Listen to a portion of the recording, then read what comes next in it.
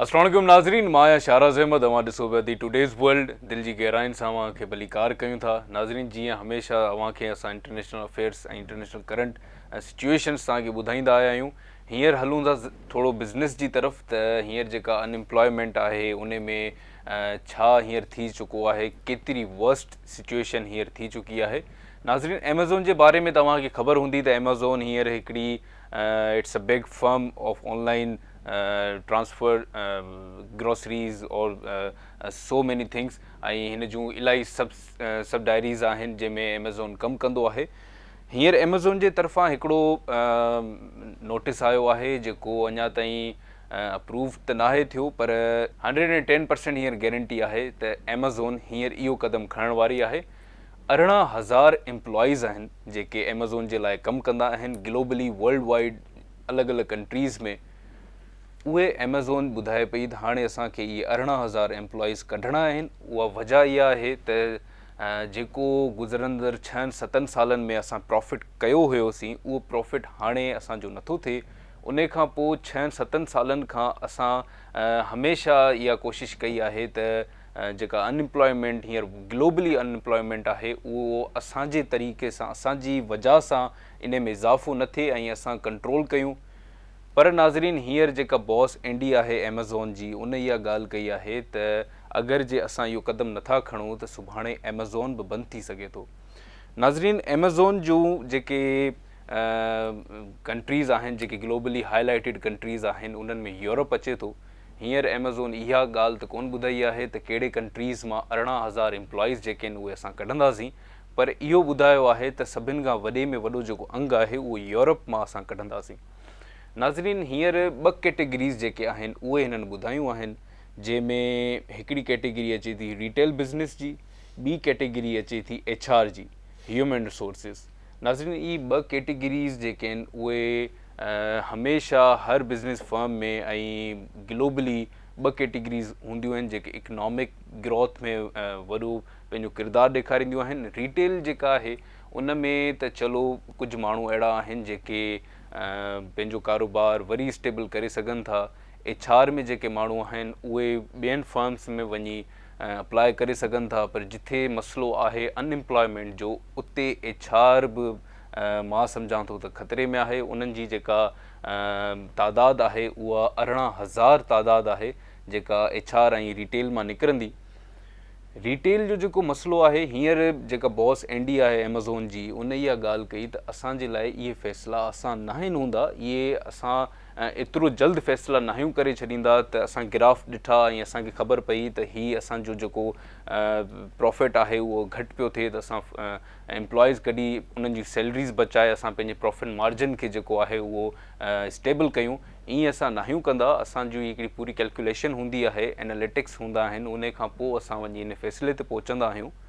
हींअर नाज़रीन, जेके रिटेलर्स आहिनि उहे मार्केट मां घणो सामान खणी चुका आहिनि। उन्हनि जो जेको बयानु आहे, उन्हनि जा जेके तासुरात आहिनि उहे मां तव्हां सां शेयर कयां पियो।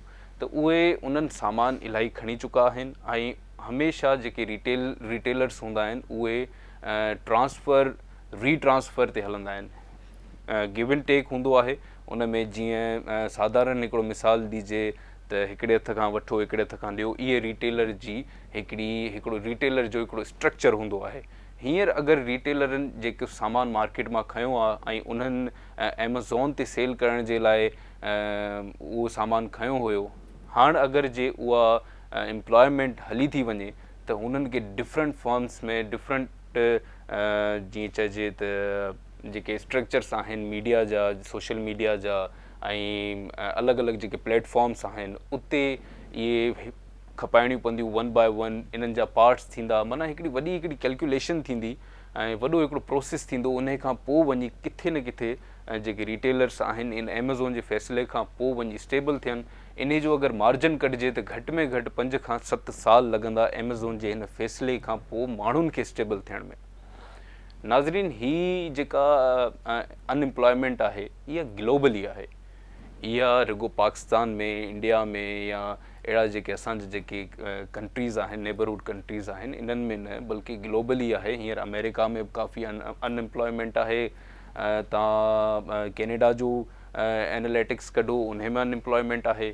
हींअर जेको एमेज़ॉन हिकिड़ो हेॾो वॾो दावो करे थी त असां 18,000 एम्प्लॉइज़ कढंदासीं विथिन अ वीक। नाज़रीन, उन में एमेज़ॉन गॾु गॾु इहो बि चए थी त जेके असांजा एम्प्लॉइज़ आहिनि, जेके 18,000 एम्प्लॉइज़ आहिनि, असां सिर्फ़ु उन्हनि खे इन करे न पे कढियो 6-7 सालनि खां, छो जो असांखे इहा ख़बर आहे त हिननि खे काफ़ी मसइला फेस करणा पवंदा। नाज़रीन, unemployment it's not like a regular thing. It's a big issue for globally, for worldwide people. Like हींअर जेको पाकिस्तान में हिकिड़ो अनएम्प्लॉयमेंट जो वॾो क्राइटेरिया आहे, उन में हींअर हिकिड़ी रिसर्च कई वई आहे जंहिंमें डंकी जे नाले सां मां तव्हांखे रिपोर्ट ॿुधाईंदुसि त हींअर ह्यूमन ट्रैफिकिंग थी चुकी आहे। नाज़रीन, हींअर अनएम्प्लॉयमेंट जे करे हींअर ह्यूमन ट्रैफिकिंग थी रही आहे। पाकिस्तान में हिकिड़ी वॾी तादाद आहे जंहिंमें माण्हू जेके आहिनि उहे गैर क़ानूनी तरीक़े सां इलीगल वेज़ में पंहिंजे जान जो ख़तरो खणी करे ॿियनि मुल्कनि जी तरफ़ वञी रहिया आहिनि। इलीगली तरीक़े सां जेके बॉर्डर्स क्रॉस थियनि था उन में इलाही जानूं ख़तरे में अचनि थियूं। हींअर हिकिड़ो वॾो बिज़नेस आहे जेको पाकिस्तान में हली रहियो आहे, ऐं हिन बिज़नेस में सिर्फ़ु इहो नाहे त तव्हां वञी पंहिंजो फॉर्म जमा कराईंदा ऐं तव्हांखे जेके डंकी वारा आहिनि, जेके डंकी जा ट्रेडर्स आहिनि, उहे तव्हांखे चवंदा त ठीकु आहे असां सोशल वर्क कयूं था ऐं तव्हांखे असां यूरोप जे कंहिं साइप्रस में या टर्की में इन्हनि कंहिं कंट्रीज़ में तव्हांखे असां एम्प्लॉयमेंट वठी ॾियूं था, तव्हांजो कारोबार कयूं था। अहिड़ी सिचुएशन कोन्हे। हींअर जेके माण्हू आहिनि उन्हनि जेको असां ग्राफ कढियो आहे ह्यूमन ट्रैफिकिंग जो पाकिस्तान में, घटि में घटि 10 खां 1200 माण्हू रोज़ ट्रेडर्स ॾे वञनि था। ट्रेडर्स खां वञी इंफॉर्मेशन सॼी वठनि था। ट्रेडर्स जेके आहिनि उन्हनि खे पंहिंजी ॻाल्हि में मुलवस करे था छॾनि। जेके ट्रेडर्स आहिनि उहे हिकिड़ा साइकोलॉजिकली फैक्ट्स उन्हनि खे ॿुधाइनि था, उन्हनि खे उन्हनि जो ब्रेन वॉश कनि था, उन्हनि खां 10 खां 12 लख रुपया उन्हनि खां वठनि था, जंहिंमें उन्हनि खे ॿुधाइनि था त तव्हांखे असां 1 साल जो स्टूडेंट वीज़ा ॾींदासीं, जंहिंमें तव्हां टर्की वञी पहुचंदा। उन खां पोइ तव्हां उते तव्हांजा डॉक्यूमेंट्स जेके आहिनि उहे असां तव्हांखे ठाराए ॾींदासीं। तव्हांजो जेको बि ख़र्चो थींदो उते डॉक्यूमेंट्स जो उहो असां कंदासीं। तव्हांखे रुॻो हींअर 10 लख रुपया ॾियणा आहिनि, जंहिंमां तव्हांजो जेको रस्ते जो ख़र्चो आहे उहो थींदो। नाज़रीन, ह्यूमन ट्रैफिकिंग पाकिस्तान में हींअर हिकिड़ो इलाही बिलर इशू आहे जिन ते का बि नज़रसानी नथी कई वञे। पर अगरि जे मां तव्हांखे ॿुधायां त घटि में घटि 600 खां 700 माण्हू जूं लाशूं वापसि अचनि थियूं। हीउ बिज़नेस गुजरात खां वठी ऐं बलोचिस्तान जे बॉर्डर्स ताईं इन्हनि जे विच में नंढा नंढा इलाइक़ा आहिनि, नंढा नंढा ॻोठ आहिनि, जंहिंमें ही माण्हू रहनि था, ट्रेडर्स रहनि था। हितां जा जेके माण्हू आहिनि उहे उते वञी करे ऐं उते हिकिड़ा ग्रुप्स ठहनि था, उते वञी करे स्टे कनि था। उते जेके माण्हू आहिनि हिकिड़े कमरे में 55-60 माण्हू आहिनि उहे रहनि था। उन्हनि जे वटि का बि अहिड़ी का स्टेबल रिसोर्स कोन्हे, को बि अहिड़ो को लीगल डॉक्यूमेंट कोन्हे। जस्ट ऑन पासपोर्ट ही तव्हांखे वठी वञनि था 10-12 लख रुपया ख़र्च कराए। जॾहिं नाज़रीन तव्हां टर्की पहुचो था इलीगल वेज़ में, ऐं उते तव्हांखे जेॾी महिल फोर्सिस पकड़नि थियूं त उहे तव्हांखे इहो वजह कोन थियूं पुछनि त तव्हां कीअं आया आहियो, छाजे लाइ आया आहियो, तव्हांजे मुल्क में अनएम्प्लॉयमेंट आहे या न आहे। नाज़रीन, उहे अव्हांखे हिकिड़े अहिड़े सेल में बंदि कनि था जंहिंमें मुश्किल सां 10 माण्हू अची सघनि ऐं तव्हांजी तादाद हूंदी 100 ॼणनि जी, 150 ॼणनि जी। उन में तव्हांजो दम घुटण जी वजह सां तव्हांखे मौत अची थी वञे। अहिड़े हवाले सां अगरि असां इहा ॻाल्हि कयूं त अनएम्प्लॉयमेंट एतिरी हद ताईं थी चुकी आहे जो माण्हू पंहिंजे जान जो नज़रानो ॾियण जे लाइ तयारु आहिनि। माण्हू बैंक मां लोन खणी करे पंहिंजा जेके दस्तावेज़ आहिनि, जेके पंहिंजा घर आहिनि, जेके पंहिंजो इन्हनि जो क़ीमती सामान आहे उहो खपाए करे किथां कीअं बि करे 10 खां 12 लख रुपया ही अरेंज कनि था, जंहिंमें ही डंकी जे तरीक़े सां ही ॿियनि मुल्कनि में वञनि था, इलीगल वेज़ में पंहिंजी जान जो ख़तरो खणनि था। नाज़रीन, अगरि ॾिठो वञे, अगरि जे तव्हां 10-12 लख रुपया पंहिंजा हिकिड़ा इन्वेस्ट करे ऐं उन सां गॾु पंहिंजी जान बि इन्वेस्ट करे तव्हां हिन मुल्क मां निकिरण जी कोशिशि कयो था, इन खां सुठो आहे उहे 10-12 लख रुपयनि जो तव्हां को कारोबार कयो, उन मां ॿियो कुझु बि न, अगरि जे तव्हां पंहिंजी जान जी परवाह न कंदे एतिरी हद ताईं तव्हां पहुची सघो था त तव्हांजो ज़रूरु हिकिड़ी स्ट्रॉन्ग मेंटेलिटी हूंदी त तव्हां घटि में घटि ॿियो कुझु बि न त हिकिड़ो बिरयानी जो रेड़ो हणी पंहिंजे घर वारनि सां, पंहिंजे मुल्क में पंहिंजी जान जी सलामती सां पंहिंजो कारोबार करे सघो था। अनएम्प्लॉयमेंट हींअर ग्लोबली आहे, सिर्फ़ु पाकिस्तान में न आहे। उन सां गॾु जेके इन्फ्लुएंसर्स आहिनि उहे जेके सोशल मीडिया ते पंहिंजे हवाले सां अचनि था, ऐं सोशल मीडिया जे जेके वीडियोज़ आहिनि जेके असां वटि साइकोलॉजिकली हिकिड़ो असरु कनि थियूं त we are the only one who are living in poor situation, त ईअं कोन्हे। होॾां बि ॿियो सोशल मीडिया जो हिकिड़ो ॿियो पासो हूंदो आहे, रियल लाइफ जो हिकिड़ो ॿियो पासो हूंदो आहे। मां हींअर यंग जनरेशन ॾिसां थो त 11 सालनि जा 12 सालनि जा जेके ॿार आहिनि उहे हिन ह्यूमन ट्रैफिकिंग जा हिसा थियनि था। उन खां पोइ जेके छोकिरियूं आहिनि उहे हिननि जो हिसो थियनि थियूं। उन खां पोइ ही पंजाब में हिकिड़ो वॾो कारोबार थी चुको आहे। हींअर पंजाब में रोडनि ते एडवर्टाइज़मेंट लॻी पई आहे त अचो असां अव्हांखे डंकी जे हवाले सां तव्हांखे मोकिलियूं। उते गुजरात में जेके ॿार ॼमनि था उन्हनि में बि इहो ई आहे, शुरू खां ई उन्हनि जे दिमाग़ में इहा ॻाल्हि विधी थी वञे त असांखे डंकी जे हवाले सां ई ॿाहिरि यूरोप निकिरी वञिणो आहे। नाज़रीन, हींअर हिकिड़ी स्टोरी आई जंहिंमें हिकिड़ो टैक्सी ड्राइवर हुयो, उनजो हिकिड़ो ॿारु हुयो, उनजी उमिरि 13 साल हुई, पर टैक्सी ड्राइवर जी जेका मेंटेलिटी हुई उहा इहा ई हुई त पाकिस्तान में कुझु बि नथो थी सघे। हिनजो जेको फ्यूचर आहे उहो ख़तरे में आहे, जो त एजुकेशन हिनखे आहे कोन्हे, एजुकेशन असांखे मिली कोन्हे, एजुकेशन ते हिननि खे एतबार ई कोन्हे त एजुकेशन जेका आहे उहा ज़िंदगी चेंज करे सघे थी। तव्हां लीगल वेज़ तां वञी सघो था, पर हींअर जेको माना हिकिड़ो दर्दनाक, हिकिड़ो खौफ़नाक हिकिड़ो वाक़ियो आहे उहो इहो आहे त 13 सालनि जो ॿारु उनखे पंहिंजे पीउ पंहिंजी टैक्सी खपाए, टैक्सी ड्राइवर हुयो उहो, टैक्सी खपाए उनखे उहे पैसा ट्रेडर्स खे ॾेई करे हुनखे डंकी जे हवाले सां जेका ह्यूमन ट्रैफिकिंग आहे उन हवाले सां हुनखे यूरोप मोकिलण जी कोशिशि कई, जंहिंमें हलंदड़ जेके स्पीड्स में गाॾियूं हुयूं, जेके स्मगलर जेके ड्राइवर्स हूंदा आहिनि उहे स्मगलिंग जॾहिं कंदा आहिनि माण्हुनि जी, त उन्हनि जी जेका स्पीड हूंदी आहे गाॾियुनि जी उहा 120 140 इहा हूंदी आहे। जेके रोड्स हूंदा आहिनि उहे लाइक शॉर्ट माउंटेन्स हूंदा आहिनि, उहे रोड्स त हूंदा कोन आहिनि जंहिंजे मथां उहे मज़दाऊं हलंदियूं आहिनि। उन मां उहो ॿारु किरियो ऐं जेका पोयां गाॾी मज़दा आई पे जेका स्मगलरनि जी हुई उहा हुनजे मथां चढ़ी वई। उहो ॿारु 3 ॾींहंनि 4 ॾींहंनि जे अंदरि वापसी जॾहिं उनजे पीउ हाल वाल उन ट्रेडर्स खां वरितो त ट्रेडर्स चयो त उहे पहुची विया आहिनि, पर उहे पहुतो कोन हुयो। 3-4 ॾींहंनि खां पोइ इहा ख़बर पई त उन ॿार जो जेको आहे उहो लाश उते ई मिटी में पियो आहे, उन्हनि ई रोडनि ते उनजे मथां लातादाद गाॾियूं चढ़ी वियूं। इहो हिकिड़ो केस कोन्हे, इहे अलाए केतिरा केस आहिनि। नाज़रीन, यूथ खे इहो सम्झणु खपे, जेका हींअर यूथ हवाले सां निकिरणु चाहे थी डंकी जे हवाले सां, त दिस इज़ नॉट दी वे। नाज़रीन, अहिड़े हवाले सां एमेज़ॉन सां गॾु असां तव्हांखे सैमसंग जी ॻाल्हि ॿुधायूं त सैमसंग कंपनी हींअर पंहिंजी रिपोर्ट ॾिनी आहे त पहिरियों दफ़ो सैमसंग लाइफ में असल में त हिनखे सैमसंग चइबो आहे, पर पाण वटि जेको हिकिड़ो वर्ड यूज़ थींदो आहे सैमसंग, त उन हवाले सां ई मां चवंदुसि त जेका सैमसंग कंपनी आहे उहा रिपोर्टेड हिकिड़ी डॉक्यूमेंट जेको आहे उहो शाया कयो आहे। उन में इहो ॿुधायो आहे त जेका असांजी कंपनी जी जेका लाइफ टाइम में जेको प्रॉफिट थियो उहो प्रॉफिट हाणे असांखे ॾिसण में नथो अचे। ईंदड़ 2023 जे जेके नवंबर ऐं डिसंबर महीने ताईं जेको असांजो प्रॉफिट थींदो, जेका प्रिडिक्शन कई आहे उहो 90% लॉस में पियो वञे।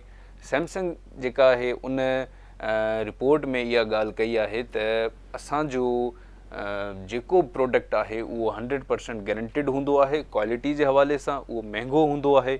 उन खां पोइ सैमसंग जी का बि रीसेलिंग कोन्हे। का रीसेलिंग ऐं सेलिंग जो नाज़रीन इहो आहे त अगरि का शइ जंहिंजी मार्केट में रीसेल कोन्हे उनजो मतिलबु इहो कोन्हे त उहा डी वैल्यू आहे, उनजो मतिलबु इहो कोन्हे त हू का सेकेंडरी शइ आहे। उनजो मतिलबु इहो हूंदो आहे त अगरि ही पेन 1000 रुपए जी आहे ऐं उन खां पोइ ही पेन मूं परचेज़ कई ऐं ही मूं रीसेल कई, त ही रीसेल मां कंदसि मिनिमम 900 जी, ऐं अगरि जे मां ही 900 जी रीसेल कयां थो त अॻियां बि अहिड़ा माण्हू हुजनि जिन वटि 900 रुपया हुजनि त हू मूंखां ही पेन वठनि। इहा हूंदी आहे जेका रीसेलिंग चवंदा आहिनि त हिन जी रीसेलिंग आहे, हिन जी रीसेलिंग कोन्हे। उहो इन करे जो त मां हिन जो अगरि लॉस एतिरो बर्दाश्त करे सघां थो त हिन खे एनी हाउ मां सेल कयां त पोइ त मूं वटि रीसेल आहे। पर अगरि जे मां हिन खे मिनिमम बेजिस सां मां सेल करण जी कोशिशि कंदुसि त पोइ उन में मूं वटि आवाम कोन हूंदी। त इहा ई ॻाल्हि सैमसंग करे थी त अगरि जे असांजी जेका असांजा जेके प्रोडक्ट्स आहिनि, असां मेमोरी कार्ड खां मेमोरी चिप्स खां वठी असां टीवीज़ ताईं जेका असांजी टेक्नोलॉजी आहे, जेकी टेक्नोलॉजिकल प्रोडक्शन आहे असांजी, उहा रीसेल कोन्हे उन जी मार्केट में। छो जो त जेको असां वटां जेको प्रोडक्ट निकिरे थो उहो थोरो एक्सपेंसिव थो निकिरे। अगरि जे असां उन जी क्वालिटी डाउन था कयूं त असांजो जेको सैमसंग जो जेको कैरियर आहे उहो डाउन थो थिए, उन जी क्वालिटी डाउन थी थिए। उन खां पोइ यूरोप जे हवाले सां सैमसंग ॿुधायो, पाकिस्तान जे हवाले सां सैमसंग ॿुधायो ऐं इटली जे हवाले सां सैमसंग ॿुधायो त इहे उहे कंट्रीज़ आहिनि जंहिंमें असांजा वधीक प्रोडक्ट्स जेके आहिनि उहे सेल थींदा आहिनि। पर हींअर गुज़रंदड़ 2021 खां वठी जेके रिपोर्ट्स आहिनि उहे ॿुधाइनि थियूं त इहे हाणे जेके कंट्रीज़ आहिनि उहे सैमसंग नथा वठनि, बल्कि चाइनीज़ जेके आइटम्स आहिनि, जेके चाइनीज़ टीवीज़ आहिनि, चाइनीज़ प्रोडक्शन आहे, उन्हनि ॾे घणो रुजू थिए थो। जो त उहो 10% 20% घटि आहिनि। उन्हनि जो जेको क्वालिटी आहे उहा ज़ाहिरी ॻाल्हि आहे उहा क्वालिटी कोन हूंदी, उहे ग्राफिक्स कोन हूंदा, उहे शयूं कोन हूंदियूं जेका सैमसंग ॾिए थी।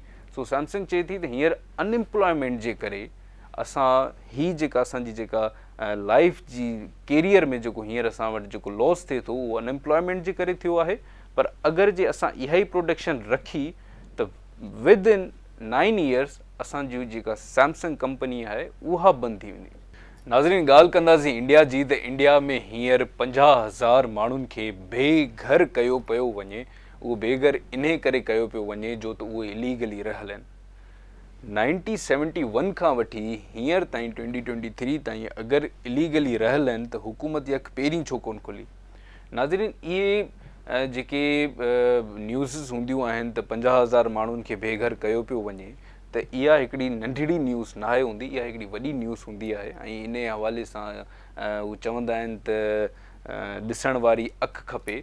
त उन में ई अगरि असां एनालाइज़ेशन कयूं त 50,000 जेके माण्हू आहिनि ऐं 1971 खां वठी हींअर ताईं 52 साल हिकिड़ी जॻह ते परमानेंट रेजिडेंसी में रहनि था ऐं उन्हनि खे तव्हां सडनली चओ त stand up and go out, त इट्स नॉट फेयर। ईअं कोन्हे थींदो।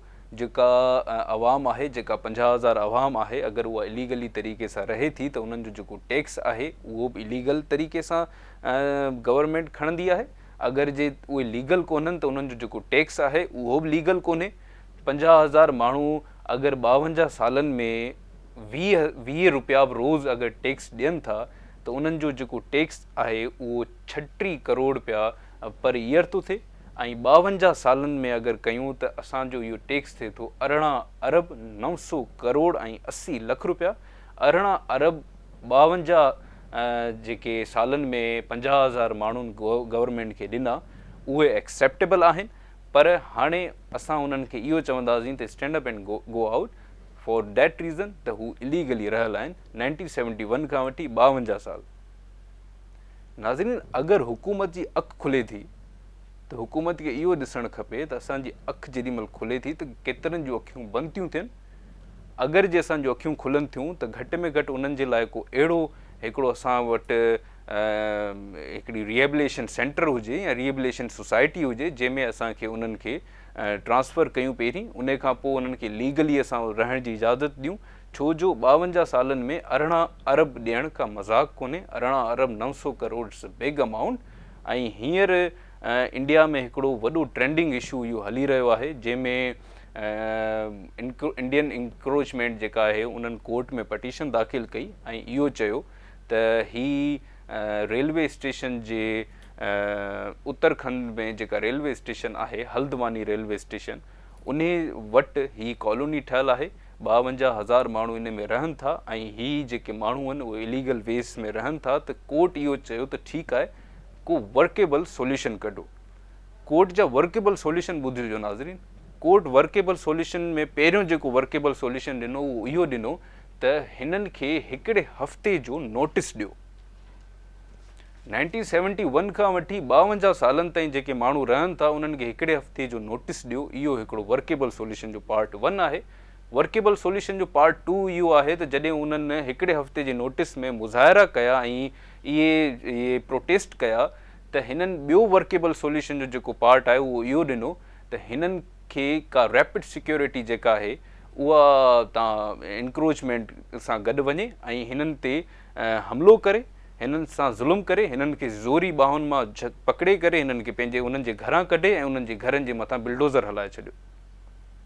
वर्केबल सॉल्यूशन नाज़रीन, इहो वर्केबल सॉल्यूशन त नाहे हूंदो, इहा हिकिड़ी ज़्यादती चबी जेका गवर्नमेंट जे हवाले सां थिए थी ऐं इहा ज़्यादती रुगो इंडिया में कोन थी थिए, इहा ज़्यादती असांजे पंहिंजे मुल्क में थिए थी, जेका अचानक नज़रूं खुलनि थियूं ऐं उन्हनि ते इहा ख़बर पवे थी त ही इलीगल वेज़ में रहियल आहिनि, ही लीगल वेज़ में रहियल आहिनि, पर इन ते छो नज़रसानी कोन थी थिए त ही रहियल आहिनि, हिननि जा जेके ख़ानदान आहिनि उहे रहियल आहिनि, हिननि जा जेके ॿार आहिनि उहे उते रहियल आहिनि, हिननि जी हिकिड़ी पूरी फैमिली, हिकिड़ो पूरो घर रहियल आहे, माना हिकिड़ी उते जेका आहे उहा ज़िंदगी पलिजे पई हिकिड़े घर में। तव्हां उन्हनि ते हिकिड़े हफ़्ते जो नोटिस ॾेई करे अगरि जे उन्हनि खे ॿाहिरि कढंदो त हू केॾांहुं वेंदा। उत्तराखंड जे माण्हुनि इहा ई ॻाल्हि कई प्रोटेस्ट में त असांखे रुगो एतिरो ॿुधायो त 52 सालनि खां असां हिते रहियल आहियूं, हिते टैक्स ॾियूं था, we are the citizens, we are not refugees, असांखे एतिरो त ॿुधायो त असां हितां निकिरी करे वञूं कहिड़े पासे। ग्लोबली अनएम्प्लॉयमेंट मूं तव्हांखे ॿुधायो त हले पई, वर्ल्ड वाइड हींअर जेके माण्हू आहिनि उन्हनि वटि जॉब्स कोन्हनि, कॉम्पिटिशन वधियल आहे इलाही। उन जे विच में अगरि जे तव्हां 52 सालनि खां 50,000 माण्हुनि जेके रहियल आहिनि उन्हनि खे तव्हां बेघर करे छॾींदो त उहे ज़ाहिरी ॻाल्हि आहे उहे तव्हां सां जंग कंदा, उहे विढ़ंदा, उहे छा कंदा। हिननि छा कयो त इंक्रोचमेंट जेका आहे उहे बिल्डोज़र खणी आई, उन्हनि सां पथराव थियो, उन में हिननि जा माण्हू कुझु ज़ख़्मी थिया, जेके 50,000 माण्हू हुआ उहे ज़ख़्मी थिया ऐं उन खां अलावा जेके इंक्रोचमेंट जा माण्हू हुआ उहे ज़ख़्मी थिया। जॾहिं ज़ख़्मी थिया त जेको स्टेट जो चीफ मिनिस्टर आहे उन इहो नोटिस वरितो ऐं नोटिस वठंदे जेको उन्हनि बयानु ॾिनो उन बयानु साफ़ ॻाल्हि ज़ाहिर करे छॾी।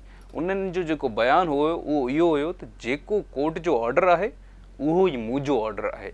नाज़रीन, उत्तराखंड जे स्टेट चीफ मिनिस्टर जा जेके वोटर्स आहिनि, 50,000 वोटर्स मां जेका मैक्सिमम तादाद आहे उहा हल्द्वानी रेलवे स्टेशन जी उहा ई कॉलोनी आहे जंहिंमां ही वोट्स वठंदो आहे। जॾहिं उहे लीगल रहियल आहिनि त वोट्स कीअं लीगल थी विया, जॾहिं हू इलीगल रहियल आहिनि त उन्हनि जो टैक्स कीअं लीगल थी वियो। अगरि जे उहे इलीगल रहियल आहिनि त हाणे हुननि खे इलीगली तरीक़े सां तव्हां पंहिंजे ई मुल्क जी घिटियुनि में कीअं था छॾे ॾियो। जेका हुननि 18 अरब जी जेका टैक्सेशन कई आहे उन मां 1 अरब हुननि खे वापसि करे तव्हां उन्हनि जे लाइ हिकिड़ी रिहेबिलिटेशन सेंटर छो कोन था ठाहियो, उन्हनि जे लाइ हिकिड़ी तव्हां अहिड़ी रिहेबिलिटेशन सोसाइटी छो कोन था ठाहियो। ॿियो कुझु न, उन्हनि ते रेफ्यूजीज़ जो ठपो हणी करे उन्हनि खे कंहिं नंढड़ी हिकिड़ी कंहिं कोठी में छो कोन था विझो, उन्हनि खे रोडनि ते छॾे ॾियणु, this is not the way. ऐं इहो असां वटि असांजे मुल्क में थींदो आहे। असांजे मुल्क में बि घणा इंसिडेंट अहिड़ा आहिनि जेके अचानक उथंदा आहिनि, अचानक ख़बर पवंदी आहे त जंहिं घर में असां एतिरनि सालनि खां रहियल आहियूं उहो घर असांखे हिकिड़े हफ़्ते में ख़ाली करिणो आहे। नाज़रीन, ॻाल्हि कंदासीं हेल्थ जी, त हेल्थ जे हवाले सां सभिनि खां इम्पॉर्टेंट जेको टॉपिक आहे उहो कोविड ई आहे। पोएं एपिसोड्स में हमेशह असां इहा ॻाल्हि कई आहे त कोविड खे सीरियस वठो। हींअर जेको कोविड आहे उहो मामूली कोन्हे, हींअर पोएं कोविड खां वधीक ख़तरनाक कोविड जूं जेके लेयर्स आहिनि उहे अचण वारियूं आहिनि। हिकिड़ी स्टोरी में मां तव्हांखे कोविड ॿुधायां थो त हींअर कोविड कहिड़ी हालति में पहुतल आहे। मिस्टर चेन हिकिड़ो सीनियर सिटीज़न आहे चाइना जो, उन जे पुट इहा स्टोरी ॿुधाई त मुंहिंजे पीउ सां हिन कोविड जी सिचुएशन में छा थियो। छो त हींअर जेका लेयर आई आहे उहा असां पंहिंजे सेकेंड एपिसोड में इहा ॻाल्हि कई हुई त हींअर यूथ घटि नुक़सान में आहे, पर जेके सीनियर सिटीज़न्स आहिनि 52 खां 80 ईयर्स ताईं या मैक्सिमम जेके कजे त 75-76 ईयर्स ताईं जेके असांजा एल्डर्स आहिनि उहे हींअर अफेक्टेड थींदा, अफेक्ट उन्हनि खे थींदो कोविड, अगरि जे कोविड हींअर पंहिंजी उन लेयर सां गॾु पाकिस्तान में अचे थो। नाज़रीन, मिस्टर चेन जे हवाले सां मां तव्हांखे ॿुधायां त उन जे पुट हिकिड़ी स्टोरी में ॿुधायो त मुंहिंजे वालिद साहब जी उमिरि जेका आहे उहा 52 ईयर्स आहे। उन्हनि खे जेको बूस्ट आहे उहे लॻल हुया, उन्हनि खे जेको इनिशियली जेका उन्हनि जी वैक्सीनेशन आहे उहा कंप्लीट हुई। उन खां पोइ हींअर वरी उन्हनि खे कोविड जा जेके असरात आहिनि उहे ॾिसण में आया। उन खां पोइ उन्हनि खे हॉस्पिटल जॾहिं वठी वियासीं त असां वटि जिंगज़ू जे हवाले सां ही जेके मिस्टर चेन हुयो उहो जिंगज़ू जो सिटीज़न हुयो। जिंगज़ू में जेके बि हॉस्पिटल्स हुया, हॉस्पिटल टू हॉस्पिटल मां पंहिंजे वालिद साहब खे वठी वियुसि, मूंखे किथे बेड कोन मिलियो। उन खां पोइ मूं किथां सीनियर सिटीज़न खां कॉल कराई, जेको उन जो ऑफिशियल हिकिड़ो सिटीज़न हुयो गवर्नमेंट जो, उन जे थ्रू हिकिड़ो बेड मिलियो हिकिड़ी मामूली सी हॉस्पिटल में जिते कोविड जूं वैक्सीनेशन्स बि कोन हुयूं, जिते कोविड जो स्टाफ बि उहो मुकमल तौर ते कोन हुयो, उते हिकिड़ो बेड मिलियो। ऐं उन खां पोइ जेसीं ताईं हिकिड़ी ॿी हॉस्पिटल जेका हिननि जी जेका इम्पॉर्टेंट हॉस्पिटल आहे जंहिंमें तक़रीबन केसिस जेके आहिनि उहे उते अचनि था, जेसीं ताईं उते बेड ख़ाली कोन थियो तेसीं ताईं मुंहिंजे वालिद साहब खे मूं ॾिठो तड़पंदे रड़ियूं कंदे। उन खां अलावा उन्हनि जा जेका उन्हनि जो ब्लड प्रेशर हुयो, शुगर हुई, उहे लेवल्स डाउन थींदे मूं पंहिंजे पीउ खे ॾिठो ऐं इन दी एंड मूं इहो ई सोचियो त मुंहिंजो पीउ इन ई बेड ते गुज़ारे वेंदो। नाज़रीन, हींअर चाइना में कोविड जे हवाले सां मां तव्हांखे वरी ॿुधायां त वैक्सीनेशन्स कोन्हनि, हॉस्पिटल फुल थी विया आहिनि, क़ब्रिस्तान भरिजी विया आहिनि ऐं चाइना असां खां एतिरो परते कोन्हे। चाइना जे हवाले सां हींअर अगरि ॻाल्हि कजे त नाज़रीन, चाइना पाकिस्तान खां एतिरो परे कोन्हे। हींअर इहे लेयर्स चाइना पूरे में फैलिजी चुकियूं आहिनि त उहे पाकिस्तान में ईंदे देरि कोन कंदियूं। So we should have follow the rules, ऐं जेके रूल्स हुया उहे वापसि असांखे रिमाइंड करण जी ज़रूरत आहे। जंहिंमें 6 फुट दूरी हुई, हथ मिलाइण खां असां परहेज़ कंदा हुआसीं, इहे कोविड जा जेके नंढड़ा प्रिकॉशन्स आहिनि इहे असांखे फॉलो करणु खपनि। जंहिं तरीक़े सां असां डेटोल शॉवर करे उहे प्रिकॉशन्स वठंदा हुआसीं, उहे वापसि असांखे प्रिकॉशन्स अप्लाए करणा आहिनि। पहिरीं असां पैनिक सिचुएशन में हुआसीं, हींअर असांखे नॉर्मली कामली पर इहे शयूं नज़रअंदाज़ नाहिनि करणियूं। नाज़रीन, ॻाल्हि कंदासीं अफ़गानिस्तान जी, त अफ़गानिस्तान जे हवाले सां असां तव्हांखे पहिरीं हिकिड़ी रिपोर्ट ॾिनी हुई जंहिंमें हिननि औरतुनि ते पाबंदियूं हयूं हुयूं, वुमेन एजुकेशन ते पाबंदी हई हुई त जेके औरतूं आहिनि उहे ॿाहिरि नथियूं निकिरी सघनि, उहे पढ़ी नथियूं सघनि। हींअर अफ़गानिस्तान जी जेका रिपोर्ट आहे उहा तव्हांखे ॿुधाईंदासीं। उन खां पहिरीं हिकिड़ो ॿियो तव्हांखे रेफरेंस ॾियूं त UN इहो चयो हुयो त जेसीं ताईं ही हुकूक नथा ॾियनि पंहिंजे अफ़गानी सिटीज़न्स खे, तेसीं ताईं असां हिननि खे रिकग्नेशन कोन ॾींदासीं, हिननि सां को मुआइदो कोन कंदासीं। पर नाज़रीन, अफ़गानिस्तान हींअर हिकिड़ो मुआइदो कयो आहे जेको पावर में अचण खां पोइ पहिरियों उहो मुआइदो आहे जेको हिननि खे वॾे हिकिड़े अंग में वठी वञी सघे थो। हींअर जेको चाइना सां हिननि मुआइदो कयो आहे, हीउ जेको मुआइदो आहे हीउ मुआइदो चाइना सां कयो आहे। हिन मुआइदे में जेका अफ़गानिस्तान जी नॉर्थ साइड आहे उते ऑयल जी ड्रिलिंग जे हवाले सां इहो मुआइदो थींदो। ही मुआइदो 25 सालनि ताईं हलंदो। हिन मुआइदे जे हवाले सां जेके तालिबान आहिनि उन्हनि इहा ॻाल्हि कई आहे त असांजी कंट्री लाइ ही मुआइदो इलाही सुठो थींदो, जो त असां वटि नॉर्थ साइड में हिकिड़ो इलाही तादाद में वॾी तादाद में ऑयल मौजूदु आहे, जेको हिकिड़ी सुठी कंपनी अगरि हिन खे सुठी कंट्रीज़ जेका कंट्री आहे उहा पंहिंजे रेफरेंस सां पंहिंजी सपोर्ट सां अगरि हिते अची करे ड्रिलिंग कंदी त असांजे लाइ वॾो फ़ाइदेमंद थींदो ऐं असांखे उन खां पोइ आलमी इमदाद जी ज़रूरत कोन पवंदी। नाज़रीन, आलमी इमदाद जी अगरि कंहिं कंट्री खे ज़रूरत न पवे त उहा कंट्री सुभाणे इलाही पावरफुल साबित थी सघे थी।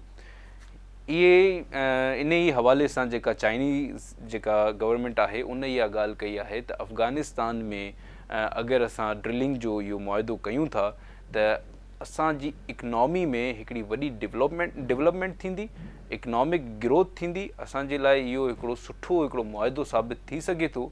गॾी गॾु जेके तालिबान आहिनि उन्हनि इहा ॻाल्हि कई त जेके आलमी ताक़तूं आहिनि जिन खां असां इमदाद वठंदा हुआसीं ऐं जिन खां इमदाद स्टिल हींअर वठनि पिया, उन्हनि में शायदि इहा ॻाल्हि नागवार गुज़री आहे ऐं इन करे जेके आलमी फोर्सिस आहिनि उन्हनि चाइनीज़ बिज़नेसमैन्स ते हमिलो कयो जेके असां वटि रहियल हुया, जेके असांजी हिकिड़ी होटल आहे उन्हनि में उन्हनि जो स्टे थियल हुयो, उन्हनि ते हमिलो कयो जीअं हुतां हू भॼी वञनि।